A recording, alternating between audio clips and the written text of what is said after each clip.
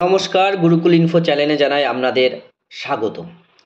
আজকে আরও একটি গুরুত্বপূর্ণ ভিডিও নিয়ে আপনাদের সামনে উপস্থিত হয়েছি। ভিডিওর বিষয় থাকবে ওভারড্রন অথবা লেস ড্রন অ্যামাউন্ট। শিক্ষকতা পেশা করতে গেলে অনেক শিক্ষকের বা শিক্ষিকার ওভারড্রন কখনো কখনো বেতন থেকে হয়ে থাকে অথবা কখনো লেস ড্রনও কিন্তু হয়ে থাকে। এটা কিন্তু মাঝে মাঝেই ধরা পড়ে, আবার কখনো একদম পেনশন বা রিটায়ারমেন্টের সামনেও কিন্তু ধরা পড়ে। এতে কি করতে হয়, এতে আপনার ডিপিএসসি থ্রুতে একটা ওভারড্রন বা লেস ড্রন বিল পেমেন্ট করতে হয় বা বিল তৈরি করতে হয়।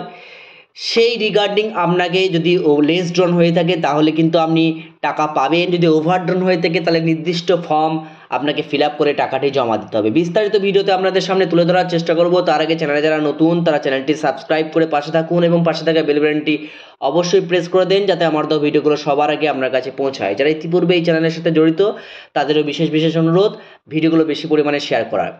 প্রথমেই আমি জেনে নেব যে ওভারড্রন বা লেস ড্রন করতে গেলে মোটামুটি কোন ডকুমেন্টসগুলো জমা দিতে হয়। দেখুন, এখানে রিগার্ডিং এরিয়ার বিল, আমি এখানে লেস ড্রনটাই ব্যাপারটা বা ডিউ ড্রনটাই আমি দেখানোর চেষ্টা করছি। দেখুন, application of the teacher mentioning cause of the area, যদি আপনি এরিয়া পেয়ে থাকেন তাহলে আপনাকে এটা অ্যাপ্লিকেশন করতে হবে। অবশ্যই the proper channel, through proper channel এটা আপনার এসআই ফরওয়ার্ডিং করে দেবেন, সেটি আপনাকে দিতে হবে। তার সঙ্গে বিল seat of the arrear bill duly certified by the SIS to the effect that the bill has not drawn earlier. এটাকে আপনাকে এমন একটি বিল শিট তৈরি করতে হবে যেটা ডিউ ড্রনের, সেই বিল শিটটা আপনার এসআই অবশ্যই এটা সার্টিফাইড করে দেবেন এবং নিচে লিখে দেবেন যে this bill has not ড্রন before, এরকম করে একটা লিখে দেবেন। এবং ডিউ ড্রন স্টেটমেন্টটা কিন্তু আপনাকে অবশ্যই কিন্তু দিতে হবে। যদি আপনার পিট্যাক্স উইথ জার্নাল এরকম প্রয়োজন হয় তাহলে কিন্তু এটা আপনাকে সাবমিট করতে হবে। এরিয়ার পিট্যাক্স উইথ জার্নাল ইফ অ্যানি, যদি এরকম পিট্যাক্সের এরিয়ার হয়ে থাকে। Credit journal of the arrear বিল, এটা ক্রেডিট জার্নালটা আমাকে দিতে হবে, অর্থাৎ কত টাকা আপনার ক্রেডিট হবে টোটাল একটা ওয়ান সিটে। Photocopy of the first page of the bank passbook, আপনার পাসবুকের প্রথম পাতাটা অথবা ক্যান্সেল একটি চেক আপনাকে দিতে হবে। ফটোকপি অফ প্যান কার্ড, আপনার প্যান কার্ডের ফটোকপি দিতে হবে। ফটোকপি অফ সার্ভিস বুকের কপি কিন্তু আপনাকে দিতে হবে। In case of arrear bill A category or 18 years benefit, copy of such order must be attach. যদি আপনার এ ক্যাটাগরি বা 18 ইয়ার্স সম্পর্কিত আপনার এরিয়ার বিল হয়ে থাকে তাহলে কিন্তু আপনার 18 ইয়ার্স বা এ ক্যাটাগরির যে আপনার অর্ডার কপি, সেই অর্ডার কপিটা কিন্তু আপনাকে এখানে মেনশন করে দিতে হবে। দেখুন, আমি একটা অর্ডারে চলে যাই যে একটি সার্কেলকে অর্ডার করা হয়েছে ওভারড্রন অ্যামাউন্ট রিফান্ড। যদি ওভারড্রনের ক্ষেত্রে আপনার ওভারড্রন থেকে থাকে তাহলে আপনি আপনার এসআই একটি আপনাকে আপনার চিঠিটি ফরওয়ার্ডিং করে দেবে এবং সেটি আপনাকে কী করতে হবে যে আপনার টাকাটা সেটা ফর্ম যে TR7 অর্থাৎ TR যে 7 ফর্ম হয় সেই ফর্মের এগেনস্টে আপনাকে ট্রেজারি অফিসে কিন্তু যদি ওভারড্রন হয়ে থাকে তাহলে কিন্তু আপনাকে জমা করতে হবে ওভারড্রনের ক্ষেত্রে। ডিউ ড্রনের ক্ষেত্রে বিলটা জাস্ট পাঠাতে হবে, ওটা অটোমেটিক ওখান থেকে আপনার বিলটা পেমেন্ট করে দেওয়া হবে ট্রেজারিতে। কিন্তু যদি ওভারড্রন হয় তাহলে কিন্তু আপনাকে নির্দিষ্ট ফর্ম TR7 সেটি ফিল আপ করে জমা করতে হবে। আমি একটা ক্যালকুলেশন আপনাকে দেখিয়ে দিই কীভাবে একটা ক্যালকুলেশন হয়। দেখুন, একটা বিল সেটা লেস ড্রন বা ডিউ ড্রন হতে পারে, ওভারড্রনও হতে পারে। প্রথমে আপনার সার্কেলের নাম লাগবে এবং তার অ্যাড্রেস আপনাকে দিতে হবে এবং এখানে লেখা থাকবে আপনার যে ওভারড্রন বিল অথবা আপনার due drawn bill of the এই টিচার, আপনার এইটি বা এইচটি আপনার এই স্কুলের, এটা কিন্তু উপরে লেখা থাকবে এবং এইরকম একটা ফর্মে থাকবে। প্রথমে একদিকে থাকবে আপনার ডিউ এবং আরেক দিকে থাকবে কিন্তু আপনার ড্রন।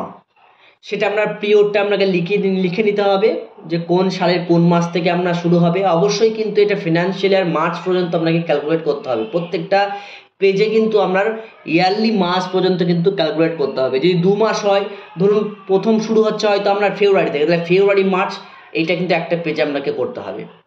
এবার আপনার টোটাল মান্থ এইভাবে 1 বাই 1 চলে আসবে। আপনার বেসিক পে লিখতে হবে মানে ডিউর ক্ষেত্রে, অর্থাৎ আপনি কতটা পাবেন বা কতটা পাওয়ার আপনার কথা ছিল দিয়ে এইচআরএ এমএ আইআর এইভাবে কিন্তু আপনার গ্রস ক্যালকুলেট হবে এবং আপনার সেই গ্রসের এগেনস্টে কি প্রিট্যাক্স পড়বে সেটা কিন্তু আপনাকে দিতে হবে।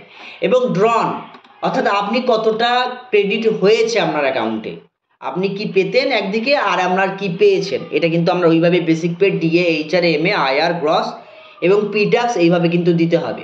এবং ওভারড্রন বাই মান্থ আপনার প্রতি মাসে কত ওভারড্রন হয়েছে সেটা কিন্তু আমরা অটোমেটিক ক্যালকুলেটর, সবই এখানে ফর্মুলা লাগানো আছে, অটোমেটিক চলে আসবে। ডিফারেন্ট অফ পি ট্যাক্স, যদি পি ট্যাক্সে কিছু ডিফারেন্ট থেকে থাকে সেটাও কিন্তু ক্যালকুলেটরে চলে আসবে। এবং ওভারড্রন অ্যামাউন্ট ফ্রম দ্য, দেখুন একটা পিরিয়ড দেওয়া আছে, সেই পিরিয়ডের মান্থলি, অর্থাৎ এই অ্যামাউন্টটা এখানে মোটামুটি আসবে। এবার ধরুন একটা ফিনান্সিয়াল ইয়ার এখানে যেমন আগস্ট থেকে শুরু হয়েছে একদম মার্চ 20 পর্যন্ত, এবং 8 মাস, সেই 8 মাসে কিন্তু টোটাল ডিফারেন্ট আপনার দাঁড়িয়েছে কত, 13,440 টাকা। এইভাবে কিন্তু প্রতিটি আপনার যতদিন আপনার ওভারড্রন বা ডিউড্রন হচ্ছে এটা আপনাকে ক্যালকুলেট করে নিতে হবে, এবং সেটাকে একটা 1 পেজে ওভারড্রন স্টেটমেন্টে বা ডিউড্রন স্টেটমেন্টে কিন্তু এইভাবে আপনাকে নিয়ে আসতে হবে। যেমন একজন টিচারের একদম আগস্ট 19 থেকে একদম জুলাই 24 পর্যন্ত একটা ওভারড্রন ছিল, এবং সেই টোটাল ওভারড্রনের অ্যামাউন্ট একদম মান্থ ওয়াইজ দেখুন একদম ডিফারেন্ট অফ দ্য পে 1,14,420 টাকা ডিফারেন্ট হয়েছে। এবং এইটা কিন্তু ওনাকে ফর্ম টিআর 7-এ ফিল আপ করতে হয়েছে, এবং তারপরে কিন্তু আপনার যাবতীয় পেনশনের কাজকর্ম কিন্তু এগিয়েছে। যদি আপনাদের ক্ষেত্রে ওভারড্রন হয়ে থাকে আগে থেকে কিন্তু আপনারা করে নিতে পারেন বা পেমেন্টটা করে দিতে পারেন। ওভারড্রন যতদিন যাবে ততদিন কিন্তু ওভারড্রনের অ্যামাউন্টটা কিন্তু বেড়েই যাবে, ক্রমশ কিন্তু আপনাকে দিতেও একটু সমস্যায় হতে পারে।